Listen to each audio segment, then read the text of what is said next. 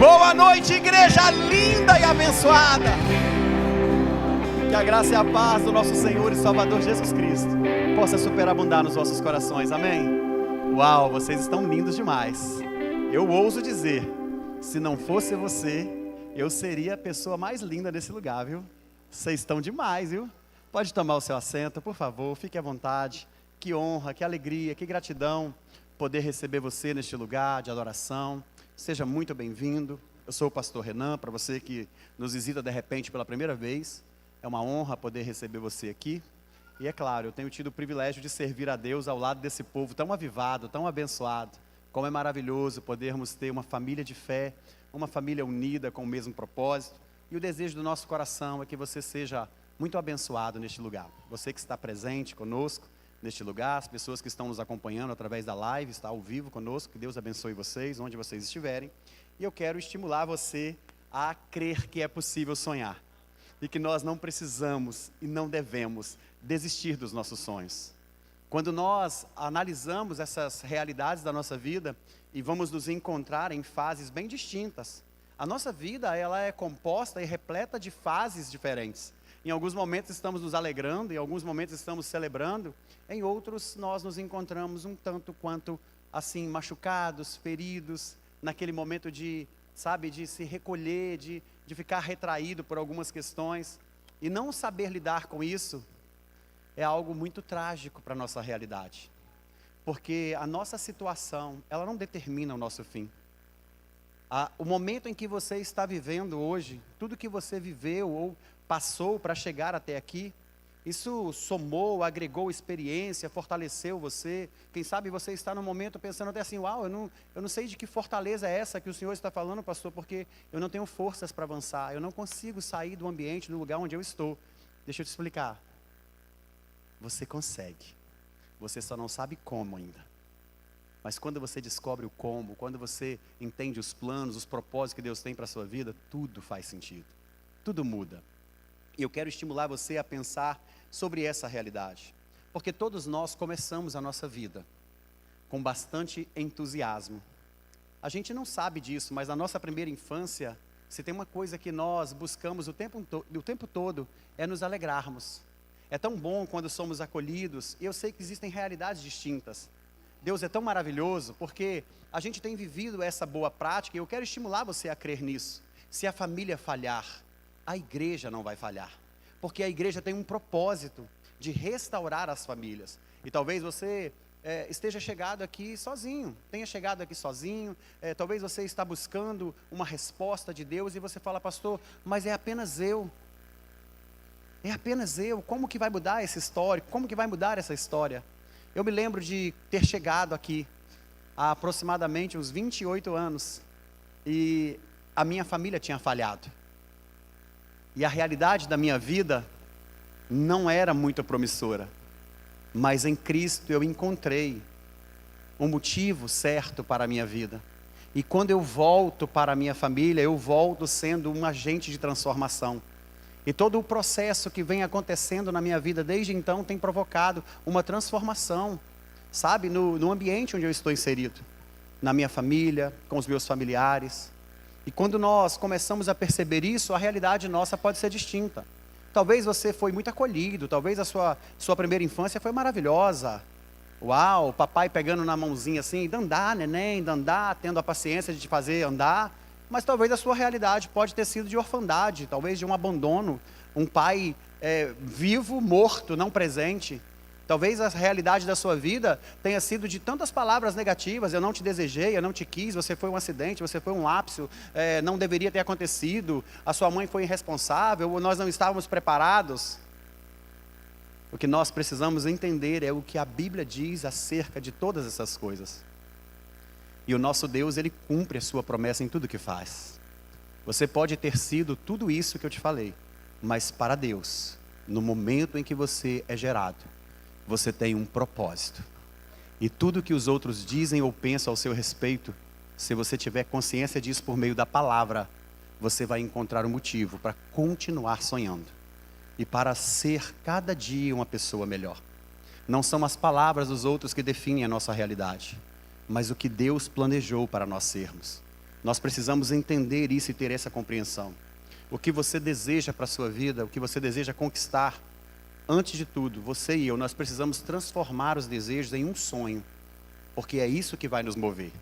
Algumas pessoas vão ficar com esse desejo no seu coração e não vão ver a realização, não vão tornar isso em realidade.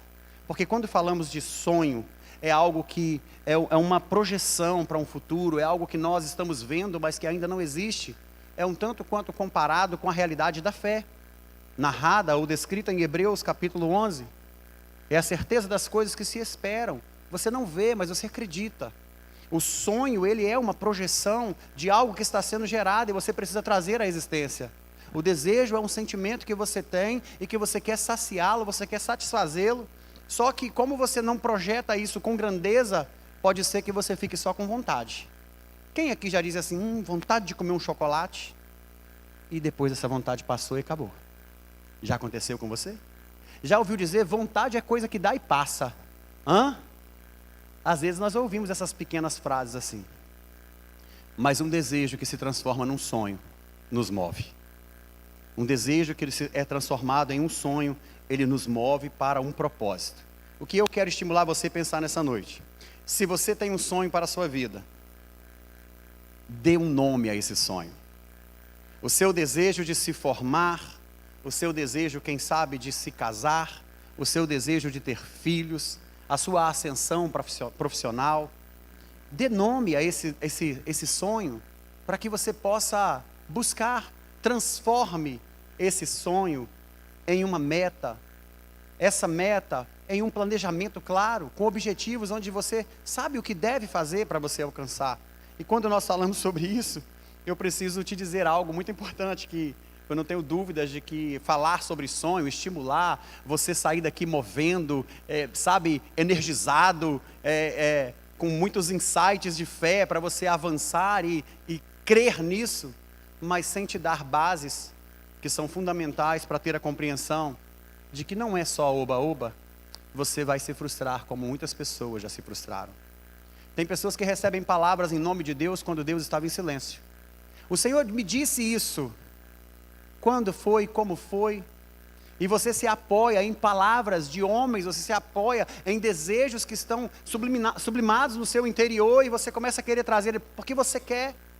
E aí você começa a lutar por uma causa que é mais sua do que de Deus.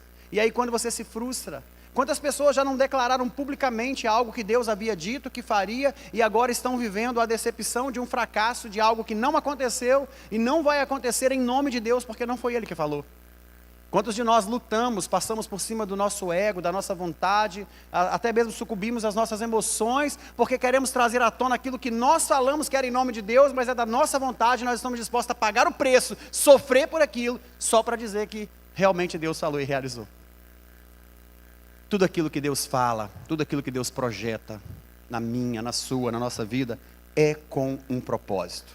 E quando nós entendemos isso, nós conseguimos lidar muito bem com as circunstâncias e com as situações que podem nos levar a um fracasso momentâneo. Uma batalha, uma derrota, não vai definir o fim.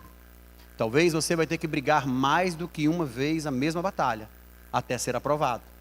Talvez o seu gigante, talvez o seu inimigo, talvez o desafio que você esteja enfrentando, você, quando está perto de alcançar, lograr êxito, você falha.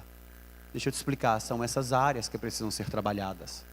Quantos relacionamentos, e a gente sempre culpa o outro.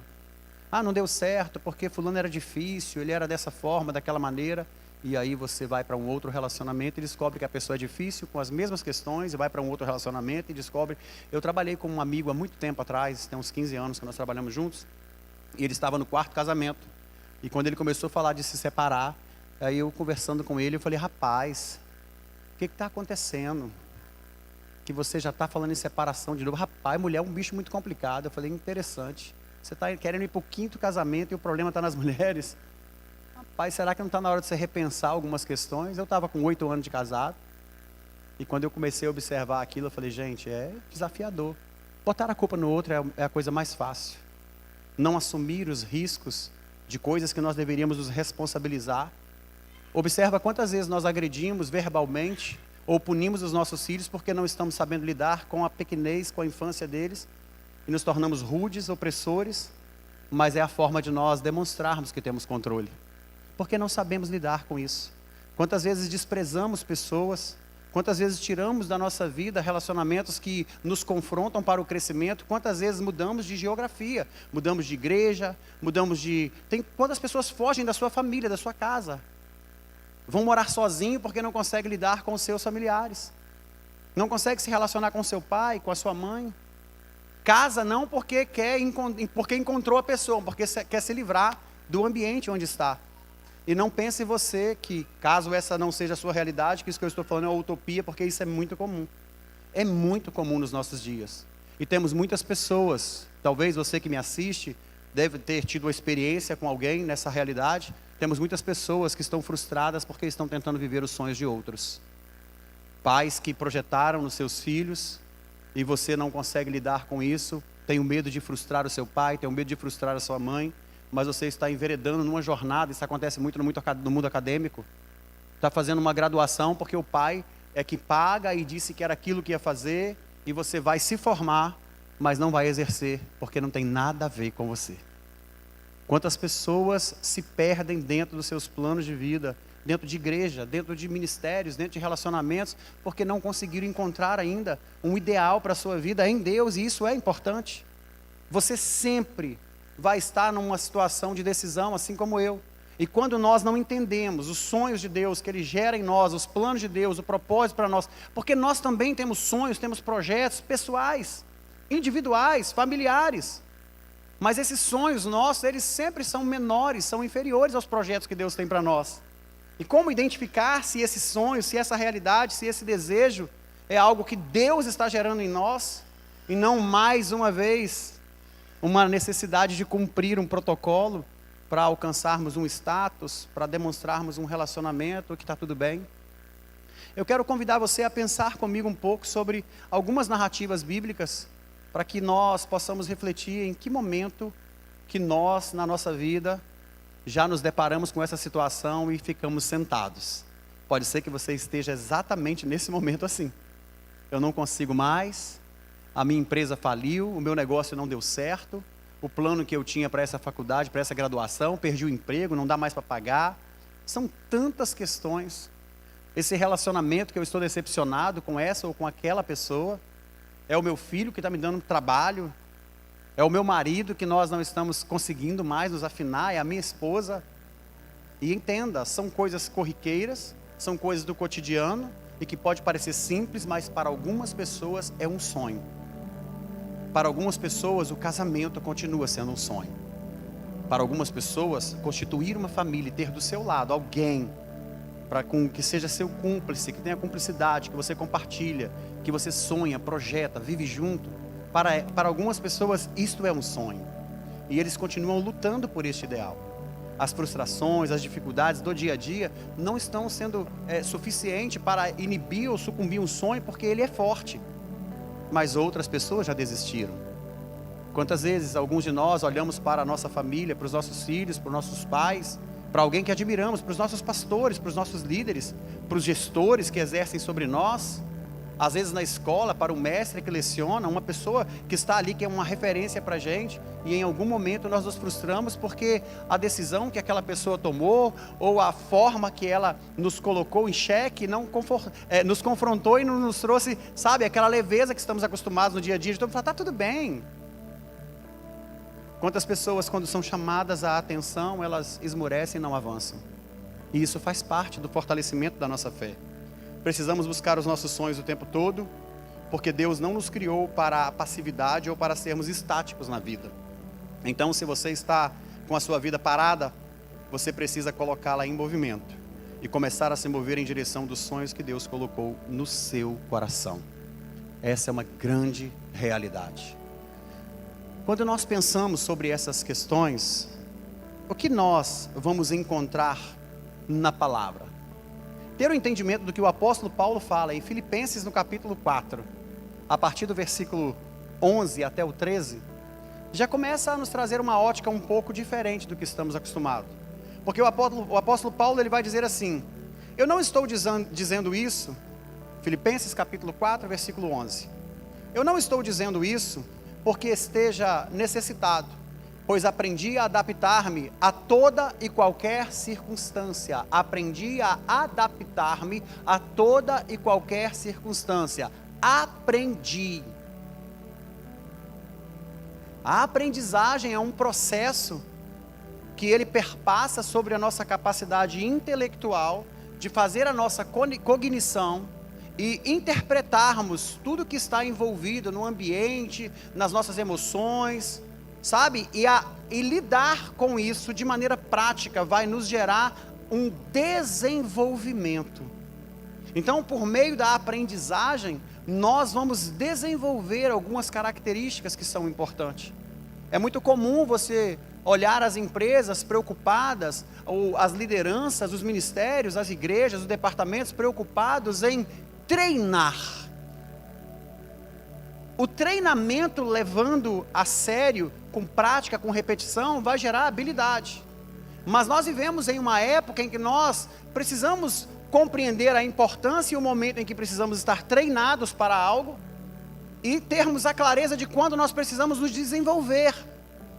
Porque quando nós nos desenvolvemos a partir dessa aprendizagem, a partir dessa prática, a partir desse treinamento, nós vamos nos tornar pessoas capazes de treinar outros, pessoas capazes de desenvolver outros. E o que o apóstolo Paulo está dizendo aqui, eu aprendi, ele está dizendo simplesmente assim, eu tive que aprender a me adaptar. Você acha que sair da vida solteiro para a vida de casado não requer adaptação?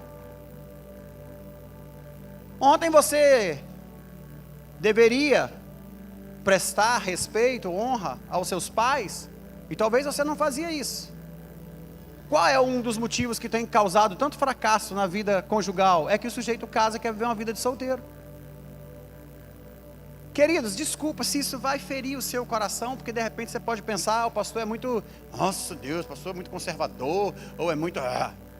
Esse negócio de, eu peguei um Vale Night com meu marido para passar a noite com as minhas amigas, não sei aonde. Para mim não rola não.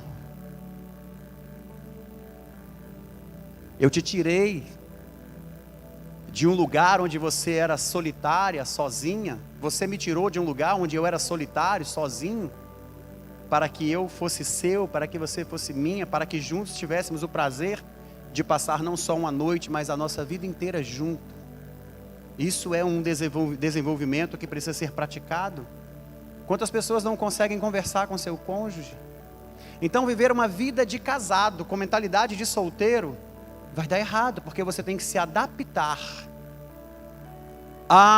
Quantas pessoas têm dificuldade na comunicação. Esquece que agora tem uma esposa que está esperando você em casa, e pode ter certeza, ela está te esperando. Para quê? Para nada, mas você tem que chegar. Mas você tem que chegar. Ele está te esperando. Para quê? Você tem que estar ali. E quando nós observamos essa realidade, o que você tem que desenvolver na sua vida? Qual é a adaptação que precisa acontecer na realidade da sua vida comum enquanto um cristão? O que nós observamos nos dias de hoje, as pessoas elas levantam as suas mãos, reconhecem Jesus como seu único e suficiente Salvador, e elas pensam que ter uma igreja como um clube social vai resolver o problema das vidas delas e vai dar o livre acesso para o céu e acabou, e não precisa de fazer mais nada. Eu e você, nós precisamos aprender a nos adaptar à realidade de um reino espiritual. Quando a palavra fala acerca de nós nascermos de novo, e esse é um grande desafio, porque esse HDzão nosso, essa mente nossa, está repleta de experiências, de vivências, de memórias, de emoções, de sentimentos, de comportamentos formatados, que isso tem a ver com a estrutura do nosso caráter, da nossa personalidade. E quando nos tornamos cristãos, e nós nascemos de novo, aprender a desconstruir todo esse processo para viver a construção de algo novo em Deus, é um grande desafio. Mas nós só vamos nos adaptar à medida que nós somos sendo colocados e moldados em uma forma. Quantas pessoas não conseguem entender isso? leva muito tempo, mas é parte do processo. Depende de você se permitir. Quando o apóstolo Paulo faz essa narrativa, ele também vai dizer assim: eu sei o que é passar necessidade, no versículo 12. Eu sei o que é passar necessidade, eu sei o que é ter fartura, aprendi o segredo. Olha, posso te contar um segredo? Aí ele está falando, eu aprendi o segredo. Algo, uma chave. Pensa, não tem a chave que você usa para ligar seu carro, ela tem um segredo, ela é codificada. A chave que você usa para abrir a sua porta, a fechadura da sua porta, ela tem um segredo, ela é codificada. Quando nós estamos falando de segredo, nós estamos falando de um código que lhe permite acesso, um código que vai abrir portas para você, um código que vai te colocar em uma outra atmosfera, em um outro ambiente. Ele está dizendo assim, eu aprendi, olha, sei o que é passar necessidade, sei o que é ter fartura, eu aprendi o segredo de viver contente em toda e qualquer situação. Ele está dizendo assim, existe um acesso para aqueles que vivem, existe um código que modifica, que transforma a vida de quem sabe viver contente, alegre. Regozijai-vos, pois, no Senhor. Existe um segredo aqui, e ele vai dizer assim, seja bem alimentado, seja com fome, tendo muito ou passando necessidade. E aí ele vai dizer, tudo posso naquele que me fortalece. Como usamos esse texto de maneira equivocada? Ele está dizendo assim, não importa se eu estou neste momento passando por uma situação de necessidade, quer seja financeira, quer seja algo que é espiritual, quer seja algo emocional, quer seja algo no relacionamento, não importa se eu estou tendo muito, não importa se eu estou tendo pouco, eu sei que em Deus eu posso todas as coisas, porque Ele vai me fortalecer. Chegou o dia ruim, o Senhor me fortalece. Chegou o dia bom, o Senhor me fortalece. Chegou aquela prova, aquela dificuldade, o Senhor me fortalece. Chegou aquele momento de celebração, aquele momento de alegria, o Senhor te fortalece. Chegou a crise, Ele te fortalece. Chegou a fartura, a abundância, Ele te fortalece, Ele é fiel. Existe um segredo nessa alegria. E quando nós olhamos para isso, tem uma aprendizagem muito legal aqui. Porque tem algumas situações na nossa vida em que nós não sabemos lidar com o tempo de Deus. E principalmente nessa geração, e nesse tempo em que nós estamos vivendo, em que tudo parece que é pronto. A gente quer tudo para ontem. Nós nos relacionamos com as questões querendo tudo com um imediatismo que você não tem noção.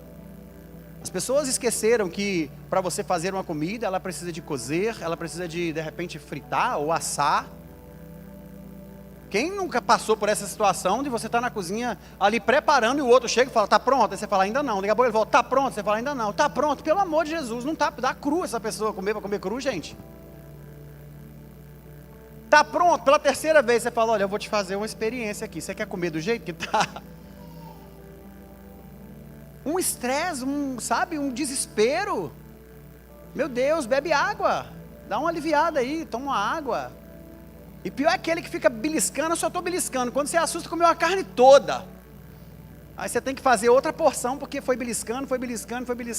Não belisca não, irmão. Vai tomar uma aguinha, espera um pouquinho. Vai lavar uma louça, vai varrer a casa, vai arrumar o quarto, o sofá, a sala. Enquanto sua esposa está cozinhando, deixa ela em paz lá.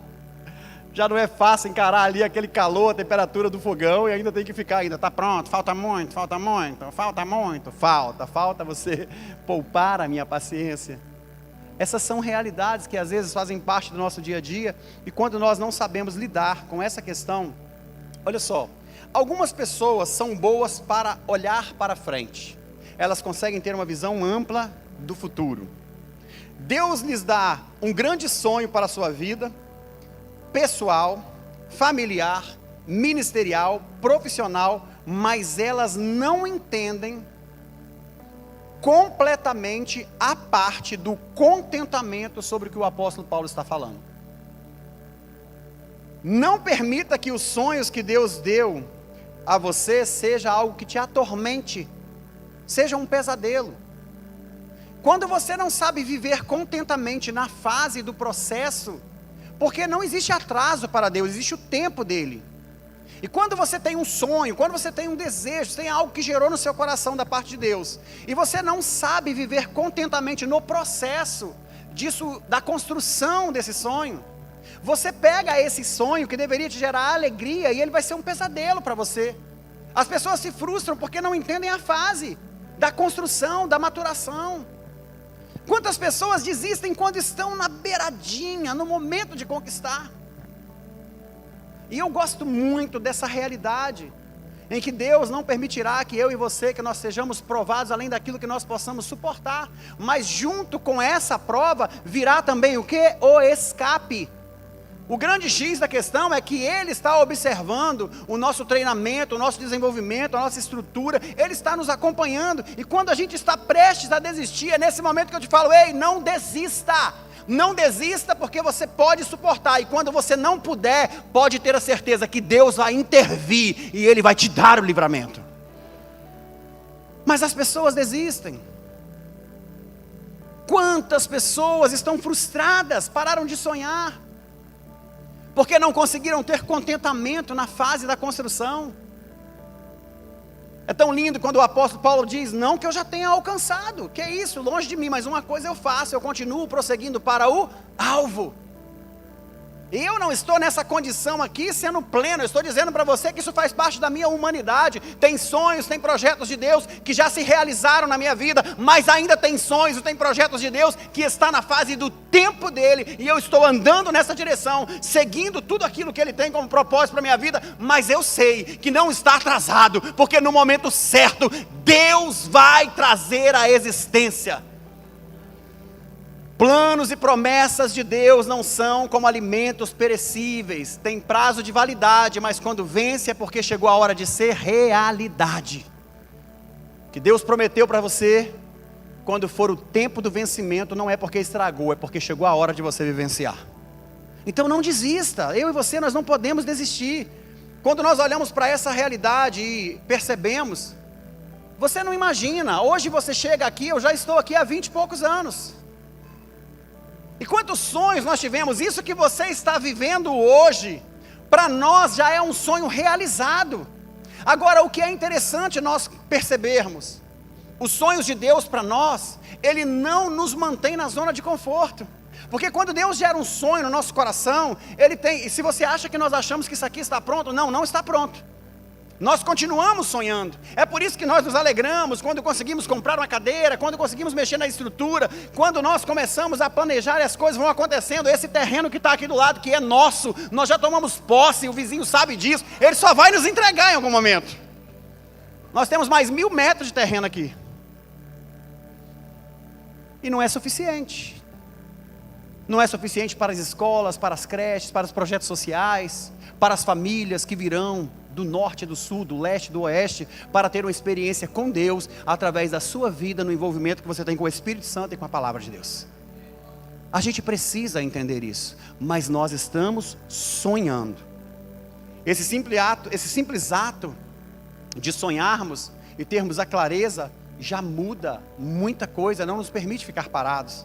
E aí eu quero que você entenda o seguinte, e se nós tivéssemos uma fé, começando a partir de Gênesis, como Abraão e Sara, que eram avançados de idade, e até então não havia tido filho, e Deus fala assim, Abraão, sai da sua parentela, e vai para o lugar que eu te mostrarei, Gênesis 12, sai da casa do seu pai, sai do meio dos seus, e vai para um lugar que eu lhe mostrarei, eu vou fazer de vocês uma grande nação.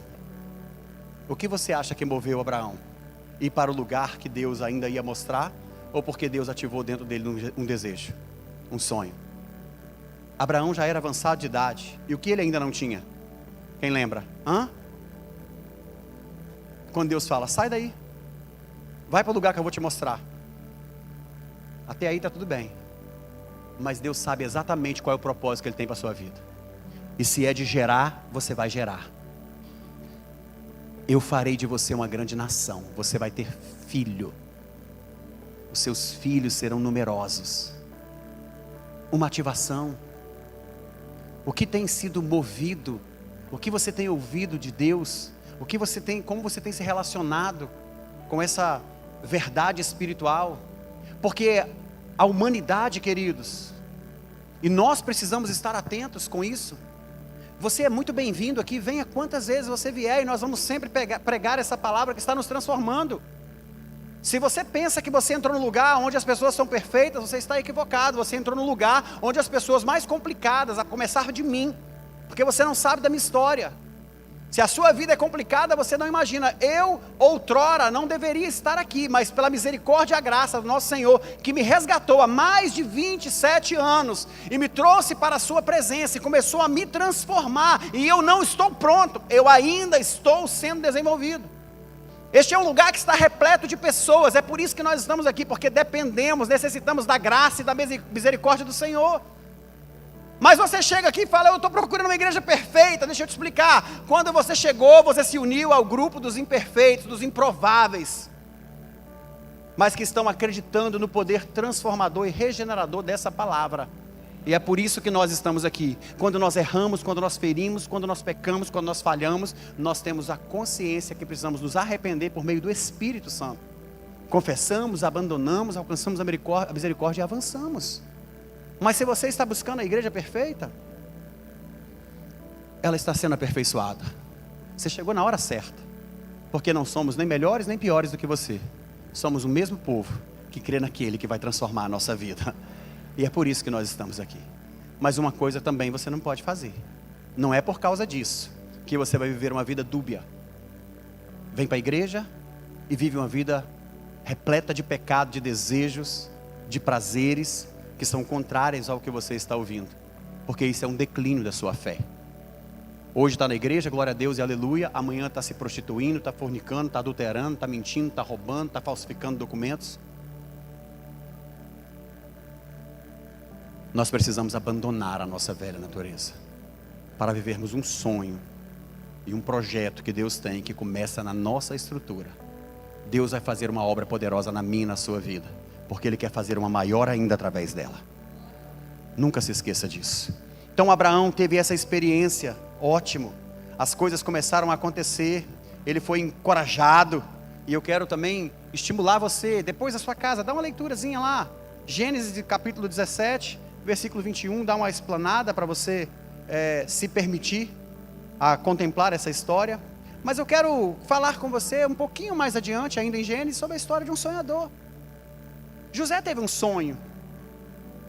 E aí a gente tem esse hábito. Olha como que nós interpretamos as coisas de maneira equivocada. Quantas vezes a gente já ouviu, talvez você já tenha escutado isso. Olha, Gênesis 37, no versículo 9. Depois teve outro sonho e contou a seus irmãos. Tive outro sonho, e dessa vez o sol e a lua e as 11 estrelas se curvavam diante de mim. Quando contou ao pai e aos irmãos, o pai o repreendeu e lhe disse que que sonho foi esse que você teve? Será que eu, a sua mãe e os seus irmãos vamos nos curvar diante de você?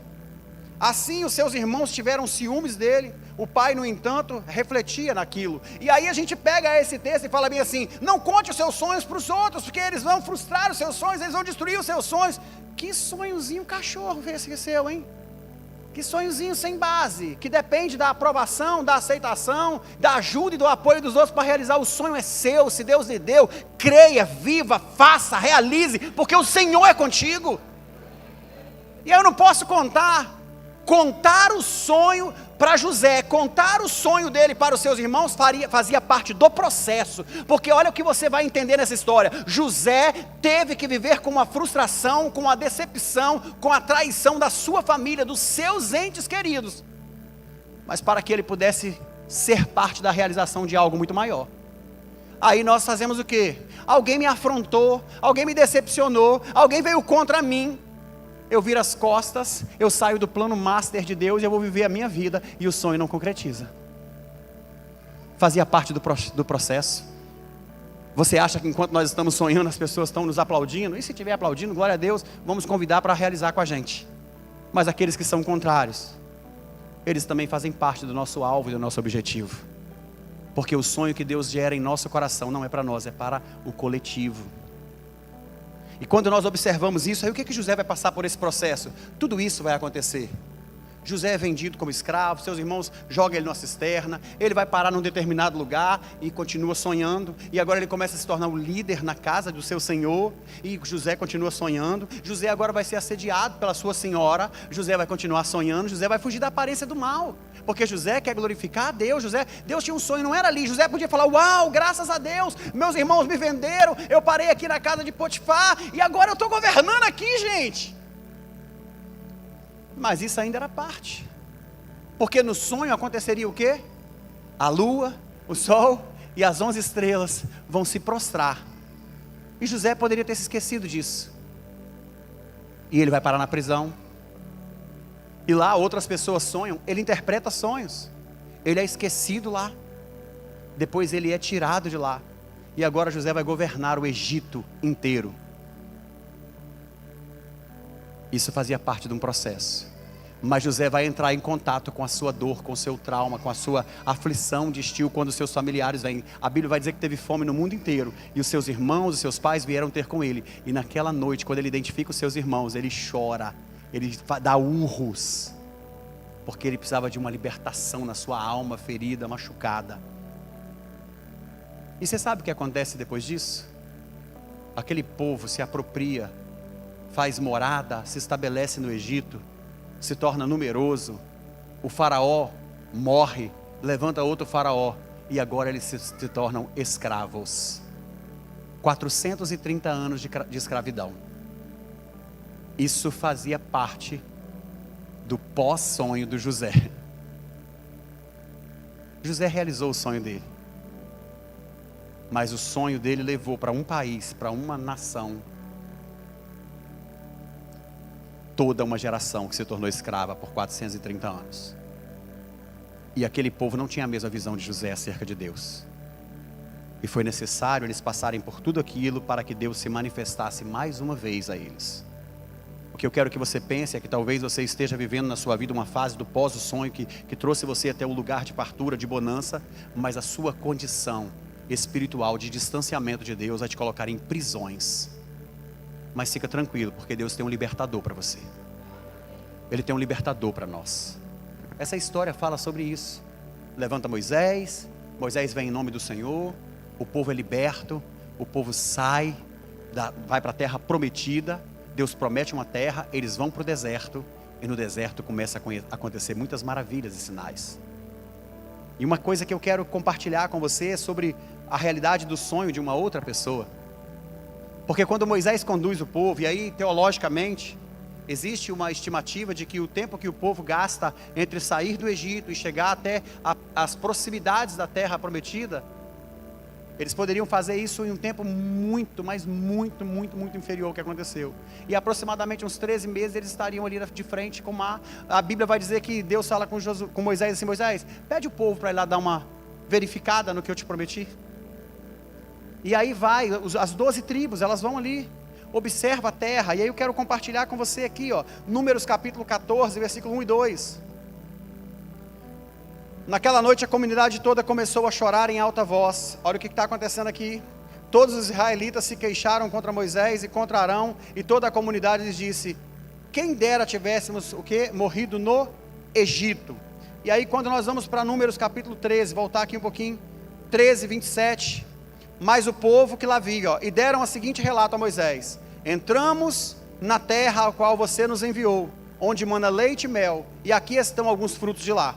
Mas o povo que lá vive é poderoso, e a cidade fortificada, são tão fortificadas e muito grandes. Também vimos descendentes de Enaque. Os israelitas vivem no Negueb, os hititas, os jebuseus e os amorreus vivem na região montanhosa, os cananeus vivem perto do mar e junto ao Jordão. Então Calebe fez o povo calar-se perante Moisés e disse: subamos e tomamos posse da terra, é certo que venceremos. Mas os homens que tinham ido com ele disseram: não podemos atacar este povo, é mais forte do que nós. Por que eu quero mostrar esse relato para você? É que Moisés vai dizer algo para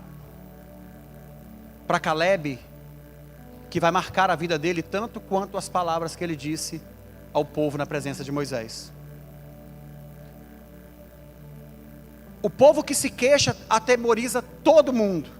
E Moisés vai dizer assim, no versículo 30 e 32 do capítulo 14: nenhum de vocês entrará na terra com mão levantada, jurei dar-lhes por sua habitação, aí ele coloca, exceto Caleb, filho de Jefoné, e Josué, filho de Num. Mas quanto aos seus filhos, sobre os quais vocês disseram que seriam tomados como despojo de guerra, eu os farei entrar para desfrutarem a terra que vocês rejeitaram. Os cadáveres de vocês, porém, cairão no deserto.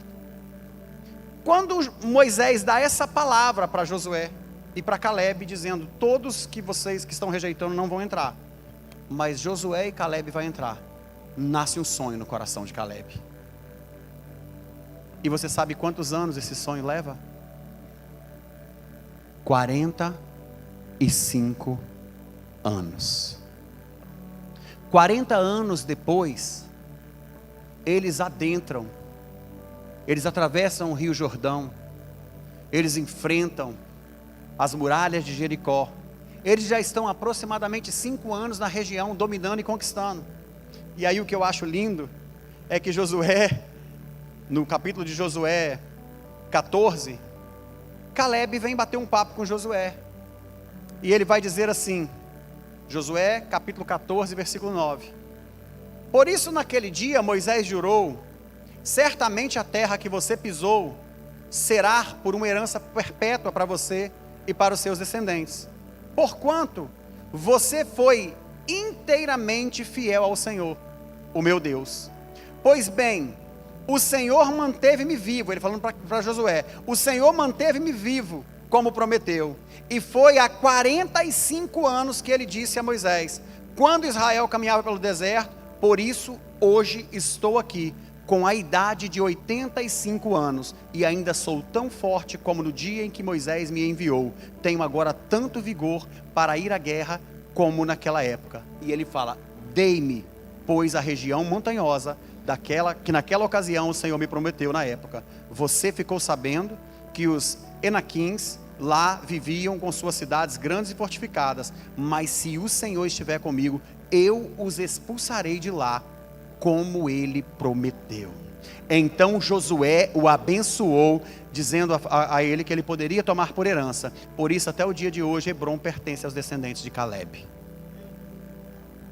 45 anos. O que foi que Josué fez, que Caleb fez, que eu e você precisamos fazer? Não adianta você ficar sentado aí, paralisado nos seus traumas, nas suas dores, nas suas angústias, nos seus fracassos, esperando o sonho acontecer, esperando que a realização daquilo que confere e que compete a você acontecer. Josué e Caleb estava debaixo de uma autoridade sendo liderado, mas ele chegou lá e foi reivindicar e falou, ei, estou com você, eu vim aqui te trazer uma memória, porque o líder é você, e você estava comigo quando nós éramos apenas espias, e o Senhor nos fez uma promessa, está se cumprindo na sua vida, e eu estou aqui porque eu creio na promessa que foi gerada no meu coração, quando o Senhor me proporcionou esse sonho. Eu vou entrar e eu vou possuir, então eu quero que você me permita ir lá, enfrentar os gigantes, para tomar posse daquela terra. Entre você e o seu sonho, não existe um, mas vários gigantes. A pergunta é, o sonho que foi gerado no seu coração, tem te movido ao ponto de você estar disposta a enfrentar os gigantes e os desafios para viver a realização deles? Ou você está ficando paralisado ou paralisada? O sonho de um casamento abençoado, de uma família maravilhosa, de uma vida profissional bem-sucedida, de um ministério frutífero e promissor. O sonho de se tornar uma pessoa melhor a cada dia. O sonho, quem sabe, de ser um empresário. Quem sabe de ser um pastor, um ministro, um levita, um professor, um juiz, um advogado, um doutor. O que está te limitando? Entenda, se Deus gerou esse sonho no seu coração, você tem o suficiente para enfrentar os gigantes. Você só não pode se esquecer da promessa dele e cumprir todos os seus estatutos. E é sobre isso que eu queria convidar a você, a simplesmente não desistir dos seus sonhos. Nunca desista. Alinhe a sua vida com a vontade, com o plano de Deus, e você vai viver a realização. Quero te convidar a se colocar de pé.